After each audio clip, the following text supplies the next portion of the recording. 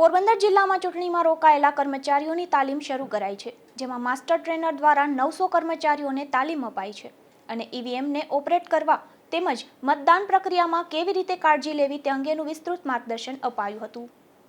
પોરબંદર લોકસભાની સામાન્ય ચૂંટણી 2024 સંદર્ભે ચૂંટણી પંચ દ્વારા ચૂંટણીના આયોજન અંગે તડામાર તૈયારીઓ હાથ ધરી દેવામાં આવી છે.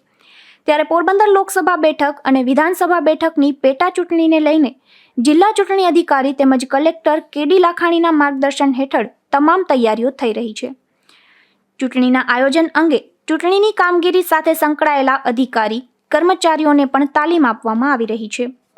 ત્યારે પોરબંદર રાણાવાવ હાઈવે ઉપર આવેલ ગોઢાણીયા એન્જિનિયરિંગ કોલેજ ખાતે 83 પોરબંદર વિધાનસભા મત વિસ્તારના ચૂંટણીની કામગીરી સાથે સંકળાયેલ કર્મચારી અધિકારીઓને ઈવીએમ અંગે તાલીમના કાર્યક્રમનું આયોજન કરવામાં આવ્યું હતું. જિલ્લા કલેક્ટર કેડી લાખાણીની પ્રેરક ઉપસ્થિતિમાં તાલીમનો કાર્યક્રમ યોજવામાં આવ્યો હતો. તમામ કર્મચારીઓને ચૂંટણીની કામગીરી દરમિયાન રાખવાની થતી તકેદારી વિશે સૂચનો કરાયા હતા. ચૂંટણી પંચના નિયમ મુજબ તમામ પ્રકારની કામગીરી થાય તેના વિશે તકેદારીપૂર્વક સમગ્ર ચૂંટણી કાર્ય કરવા જણાવાયું હતું. ગોઢાણીયા એન્જિનિયરિંગ કોલેજ ખાતે 27 માસ્ટર ટ્રેનરો દ્વારા ઈવીએમ ઓપરેટ કરવાથી લઈને મેન્યુઅલ ઈવીએમ સહિતની કામગીરી કેવી રીતે કરવી તેના વિશે સમજ આપવામાં આવી હતી.